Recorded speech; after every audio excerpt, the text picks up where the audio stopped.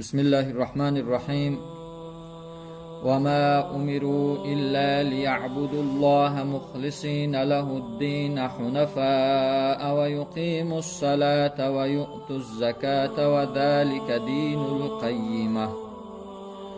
صدق الله العظيم. الله مهربان می‌فرماید بندگان مؤمنان امر کردن نشدند مگر اینکه الله اون ذاتی که ما را آفریده است عبادت بکنند از روی اخلاص، یعنی خالص به خاطر رضایت خودش اون را عبادت بکنند. پس درست نه کمی بدن تر عبادت بکنند خالصانه و نمازشان بر پای بدارند، یعنی 5 وقت نماز و زکات مالشان ادا بکنند و این است راه درست و این است یعنی راهی که رضای الله در اون است و این است عملی که در نزد الله ذوالجلال مقبول است.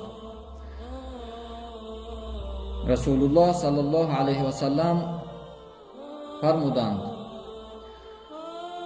هر انسانی که صاحب زکات است، موضوع ما که امروز کوشش کردیم که درباره زکات، اهمیت زکات صحبت بکنیم. هر انسانی که صاحب زکات است، صاحب طلا است و طلای او به نصاب رسیده است و نقره او به نصاب زکات رسیده است، حق او را ادا نمیکنه، از همون طلا از همون نقره حق او را نمیتیه، ادا نمیکنه، مگر اینکه روز قیامت الله هر یکی همو طلا است یا که نقره است یا که با کاغذی باشه پیسه باشه فرق نمیکنه، مثل یک پارچه آهن گداخته الله روز قیامت او را تبدیل میتیه. حدیث صحیح پیامبر صلی الله علیه و سلم است و میگه هر یک او را گرم کرده میشوه در آتش دوزخ و با هر یکی اون همین انسانی که در دنیا نصابش پر رشیده بود در 1 سال حساب کرده نصاب خود برآوردن نکرد، با اون حقی که الله با گروه هایی که گفته به مانند کمبغل و یتیم و فقیر و بیچاره و هر قسمی که الله ذکر کرده نداد، روز قیامت هر یک دانه او را گرم میکنن، میگه پیشانیش داغ کردن میگیرن، سوزاندن میگیرن به هر یک دانه همون. خب بعد از اینکه پیشانیش میسوزانند باز دو طرفش، طرفای راست و چپ پهلوهاش گرم کرده میسوزانند و بعد از او پشتش هر وقتا که میگه خنک شید باز همون عمل تکرار یافتن میگیره. خب در همون روزی که اون روز یک روزش 50,000 سال این دنیا است، فی یوم کان مقداره 50,000 سنه، روز قیامت مدتش دوام یافتنش برابری 50,000 سال این دنیا است. خود فکر بکنین، با خاطر که اینقدر مخلوق الله حساب کتاب میکنه، با وجود همین هم الله این الله سریع الحساب، زود حساب گیرنده است. الله روز قیامت زود در یک چشمک زدن، یعنی در 1 روز یا نیم روز حساب بنده‌اش میگیره به یک مدت کوتاه. اما برای انسانی که همین حق ادا نمیکنه برای او چقدر با مشقت میگذره که همون طلا گفتیم یا که نقره گفتیم یا که پیسه گفتیم هر یک تاش در پیشانیش، در پهلوهاش، در پسش، در پشت یعنی پشتش گرم کرده سوزاندن میگیرن، در عذاب یعنی گرفتار کردن میگیرن. حتی اینکه میگه بین بنده ها حکم شود که به دوزخ میره که به جنت میره. خب میگه اون انسان بعد از این راهش یا که به جنت میبینه یا که به دوزخ، یا که همونجا همون عذاب میبینه و دیگر الله دیگر گناهاشو میگذره و به جنت راهش میکنه، راه خودش میتیه، یا که بعد از اون باز دیگر گناه داره و باز به دوزخ میبرنش به خاطر دیگر گناهاش شستشو کردن، عذاب گناهاش چشیدن. و پرسیدن صحابه ای رسول الله پس آیا از شتر هم زکات هست؟ یا که آیا برای شتر هم انسان روز قیامت عذاب میکشه؟ جواب میتیه و گفتن هر یک صاحب شتر که حقی اما زکات شترش برآورده نمیکنه рӯзи қиёмат он шутур чӣ меша? як калон шуда ба як ҳайбате ки Аллоҳ ӯра халқш мекуна, ӯра чӣ мекуна? Ба дастошу ба чанголош ӯра дар замин шакида азобуш додан мегира. вақте ки ҳар як шутуре ки ӯра ба ҳамон азоб, ҳамон тавре ки Аллоҳ ӯро рӯзи қиёмат қисмат карда азоб метия, боз ин шутурш ки тамом шид, боз дигар шутур меяд аз паси, боз ин шутур тамом шид, сеюм шутур, яъне ҳар як шутур азоби ира додан мегиранд, ба хотире ки закоти мол онора бароварда накарда буд. хоб ин ҳам ҳамин хел 50,000 сол ё ки роҳ шавад аз ӯ ба ҷаннат мебина, ё ки ба дӯзах. ва гуфтанд оё соҳиби гӯсфанд ҳам ё ки соҳиби гов ҳам?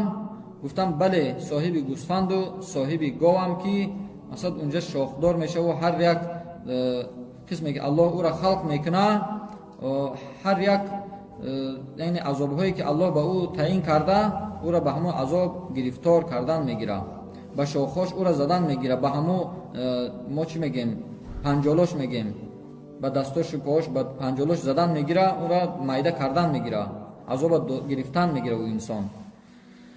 ҳатто ҳар як ҳамо ҳайвон қисмати худа мегира, яъне ҳамон азобе ки Аллоҳ ба ӯ амр карда, азоба ба ӯ инсон метия. ва ҳатто ки байни инсонҳо ҳукм шава ё ба ҷаннат ё ба дӯзах. наъузу биллоҳ. ира бубинен, яъне барои инсоне ки ҳар як моле дора, чӣ пайса дора, чӣ молу шутур дора, чӣ гову шутур дора, чӣ дигар намуди моли тиҷоратӣ дора ки аз он ҳақша наметия, ҳаққи Аллоҳ бароварда намекуна дар як сол як бор, баъд аз он ки ба нисоби закот расид, рӯзи қиёмат дар ҳамин азобҳо Аллоҳ гирифторш мекунад. ва мега манъ кардани закоти мол яке аз гуноҳҳои кабира ҳисоб мешавад. ҳар касе ки закоти молша наметия, қасдан наметия, ӯ аз гуноҳҳои кабирара муртакиб шудааст. ки пайғамбар акрам саллаллоҳу алайҳи васаллам гуфтанд, лаънат кард Аллоҳ хӯрандаи риборо, яъне он нафаре ки суд мехӯрад. лаънат кард Аллоҳ судхӯрандара, рибохӯрандара, ва лаънат кард он касе ки яъне молша барои рибо метия, рибогирандаву рибохӯрандара. ва лаънат кард Аллоҳ он нафаре ки закотша манъ мекунад, қасдан закоти молша бароварда намегардонад. хуб, баъзе дӯстон мепурсанд ки закота мо ба кӣ будем? استعيذ بالله إنما الصدقات للفقراء والمساكين والعاملين عليها والمؤلفة قلوبهم وفي الرقاب والغارمين وفي سبيل الله وابن السبيل فريضة من الله إلى آخر الآية. الله عز وجل میگه بیشک زکات مستحق است به زکات شخصی که فقیر باشه. فقیر شخصی که میگه یعنی محتاج است، احتیاج به پول و پیسه و کمک داره، اما در خونش نشسته است، هیچ نمیروید، یعنی شرم میداره که برای از یک کس طلب بکنه، بلون که بسیار حالتش وضبین است. و مسکین کی است؟ میگه مسکین شخصی است که برآمده طلبندگی میکنه، کوچه میروید دیگه از روی که مجبور است، میره پیش اون نفر میگه یک 10 روپیه، پیش اون نفر 10 پیسه گفته، یک پیسه گفته، یعنی بسیار با شرم و با یک گیم که ناخوشی برآمده از مردم پول طلب میکنه، اینا میگه مسکین. اما در قرآن اینجا با خلاف است که مسکین با از فقیر بالاتر است، یعنی حالت زندگیش. در عموم یعنی چی فقیر باشه انسان، چی مسکین باشه، باید به او زکات مال داده شود. و اون نفری که زکات جمع میکردن در زمان اول اسلام بود که اول این است، نفرا بودن که مخصوص میرفته خانه‌های آدمایی که زکات مالشون جمع کرده آورده در یک جا، یعنی بیت المال بود، هر جایی که قرار بود میدادن، با او همون حق میدادن که اول این است. و دیگر اونهایی که در اسلام تازه اسلام آورده بودن، به خاطر که دلشون گرم شود به اونها زکات میدادن، از زکات یک حصه به اونها میدادن، چون که پیامبر صلی الله علیه و سلم بعضی از صحابه را که اولی که اسلام آوردن به اونها داده بودن. خب و دیگر اون نفری که غلام است، غلام یک نفر است که اولی غلامداری نیست، پیش بود به اونها میدادن که به خاطر آزاد شدن همون غلام یا که اسیر، نفری که در اسارت غلطیدگی بود زکات داده و را آزادش میکردن، مستحق زکات.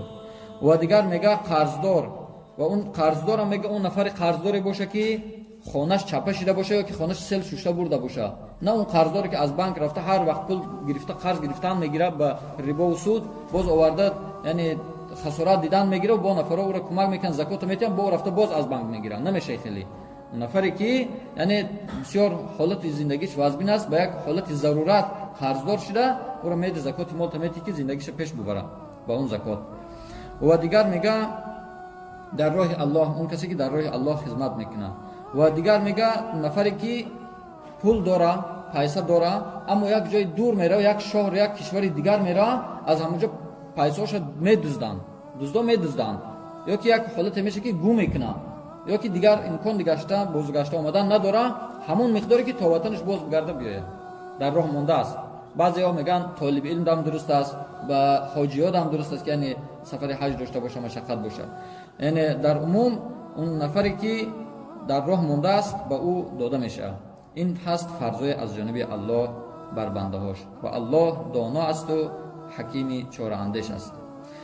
خب دیگر آیت الله تهدید میکنه که استعذ بالله و من یبخل فانما فمنكم من يبخل ومن يبخل فانما يبخل عن نفسه والله الغني وانتم الفقراء وان تتولوا يستبدل قوما غيركم ثم لا يكونوا امثالكم.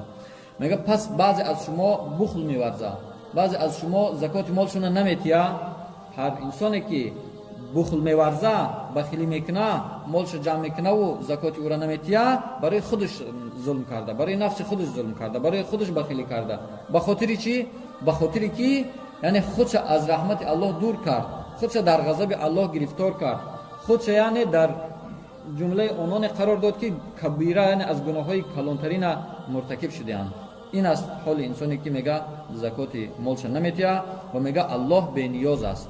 الله نیاز به زکات ما نداره، نیاز به عبادت ما نداره، نیاز به بندگی ما نداره. ما هستیم محتاج به الله، با وجودی که چقدر تمام مالهامون رو صرف کنیم در راه الله، تمام جانمون رو صرف کنیم، تمام دارایی زن و فرزندامون رو صرف کنیم، ما باز هم احتیاج به کمک الله داریم، احتیاج نیاز به رحمت الله داریم. میگه و شما فقیر هستید در نزد الله، و اگر شما از امر الله سرکشی میکنین، اگر زکات مالتون نمیتین، اگر به گفت الله کار نمیکنین، الله شما را میبره، باز در جای شما یک قوم را میاره، یک امت را میاره، یک گروه را میاره، یک انسان را میاره که بعد مثل شما نیستن، بعد اونا یعنی حق الله همون طوری که هست ادا میکنن. پیامبر صلی الله علیه و سلم گفتند، بنده میگفته است، هر یکی ما میگه مالی این مالی ماست، او مالی ماست، یعنی حساب میکنیم مال مونه، پول مونه، دارایی مونه، مالی ماست. و چی میگه؟ و میگه برای بنده مالش سه قسم است. مالی بنده دوستا سه قسم است. یکمش کدام است؟ همونه که خورد نابود شد، نصف رفت. همون چیزی که از گلو فرو برد، نصف رفت. این است یک قسمت مالی انسان، نصف. و یک قسم دیگهش که لباس پوشید، کهنه شد، دری پرتوف بر رفت. لباسای بهترین قیمتترین پوشید، اما چی شد؟ اون کهنه شد، یعنی کهنه شد، دری ویران شد، او را پرتوفتش رفت. این یک قسم مال انسان. و اون چیزی که داد در راه الله باقی ماند. اون چیزی که داد، صدقه کرد، انفاق کرد، زکات داد، همه یعنی جاهایی که در کاری است داد و رضای الله دریافت، اون باقی ماند. و میگه غیر از این رونده است و برای مردم ترک کننده است. یعنی میروه و برای مردم ترکش میکنه. خب میگه انسان یتبع الانسان ثلاث. انسان وقتی که میمره فوت میکنه، سه قسم دنیا از پس او میروند. سه نفر بگیم از پس او میروند. فیرجع اثنان و یبقى معه واحد. دو تاش باز میگردن از سر قبر، یک تاش با او باز میمونه، باقی میمونه. فیرجع اهله و ماله و یبقى عمله. میگه اهلش، فرزنداش، فامیلش، دوستاش، خیشاش همش باز میگردن بعد دفن کردن، با او باز چی میمونه؟ همون عمل صالح. عملش چی صالح باشه چی باطل باشه، چی عمل خوب باشه چی عمل بد باشه، همون عملش میبره با او، با همراه قطعش میبره. خب دیگر آیت است که استعاذ بالله ولا يحسبن الذين يبخلون بما آتاهم الله من فضله هو خيرا لهم بل هو شر لهم سيطوقون ما بخلوا به يوم القيامة ولله ميراث السماوات والارض والله بما تعملون خبير. و الله با تأکید میگه، قسم میخوره که و هرگز گمان نکنن انسان هایی که بخل میورزند، یعنی مالشون حقی که الله گفته ادا کن ادا نمیکنه. حالا که در دنیا ما میبینیم سالانه شاید تقریبا صدها هزار یا که میلیون نفرها از گشنگی و از یعنی ناداری را گمرن، از اینی که مریض میشن، دوا ندارن، داروگی ندارن، یا که گشنه میمونن، خوراکی ندارن، میمرن. چی ما بپروا باشیم. و میگه گمان نکنن انسان هایی که بخل میورزند با اون چیزی که الله با اونا عطا کرده که برای او خیر است، فکر نکنن که ای الله برای او دوست داشته و الله مال زیاد داده و باز یعنی در آخرت با اونو طبقه بالای جنت میبره، اون نفری که زکات مال نمیتیان. میگه بلکه برای اونها شر است، بد است برای اونها. و روز قیامت میگه توق میشه. توق چرا میگن؟ یک چیزی در گردن میپیچونی، توق میشه. میگه در روز قیامت به همون چیزی که بخل ورزیدن و میراث آسمان ها و زمین از آن الله است و الله به هر کاری که بنده ها میکنن شما ای بنده ها میکنین آگاه است. خب همین آیت یک حدیثی از رسول الله اکرم صلی الله علیه وسلم هست، تفسیر میکنه، بسیار خوب تفسیر کرده. میگه امام بخاری و امام مسلم در کتاب‌های صحیحشان، در کتاب‌های یعنی حدیث، کتاب‌های امام بخاری و امام مسلم روایت کردند از حدیث ابی هریره الله تعالی از او راضی باد که گفت رسول الله صلی الله علیه وسلم گفتند هر انسانی که الله با او مال عطا میکنه، خب زکات مالش نمیتیه، در دنیا زکات مالش قصدن نمیتیه، از روی که میدونه با سرکشی میکنه، روز قیامت همورا گردانده میشه، تبدیل داده میشه به مثل یک ماری کلان. یک ماری ما اژدهار میگیم یا که آفیمار میگیم، یک ماری کلان که از اناکوندا میگن، ماری کلان زیاد است. یک ماری کلانی از این جوسه میشه میگه روز قیامت. خب چیکار میکنه؟ دو چی داره در بالای قشش؟ دو نقطه سفیدی داره همون مار، مثل وصف کردن. اما یک ماری کلانی که میشه که دو نقطه سیاه در بالای قشش، در بالای چشمش بود وجود داره. و میگه در گردن همه انسان پیچیدن میگیره. مثلا فرق نمیکنه او مال چی مال باشه، او پول باشه، او مثلا دیگر مال دنیا، هر مالی که انسان با او تجارت میتیه، هر مالی که از او باید زکات داده شه و زکات ادا نمیکنه، روز قیامت مثل یک ماری کلان میشه، همش یک جا، یک گردی گردن همون انسان رو پیچیدن میگیره. خب و میگه به این انسان زهر زدن میگیره، این انسان گزیدن میگیره. و چی میگه؟ ما هستم مالک، همون مالی که در دنیا باید تو ادا میکردی حق الله ادا نکردی، ما همه هستم، امروز در عذاب گرفتار میکنم، مرا الله روان کرده، ما باید تو را عذاب بدیم، همون مالت ما هستم گفته گپ میزنه، میگه به زبان حال. و میگه اون انسان گزیدن میگیره، عذاب دادن میگیره. یعنی این است عاقبت انسانی که زکات مالش ادا نکنه. الیاذ بالله، الله پناه بده.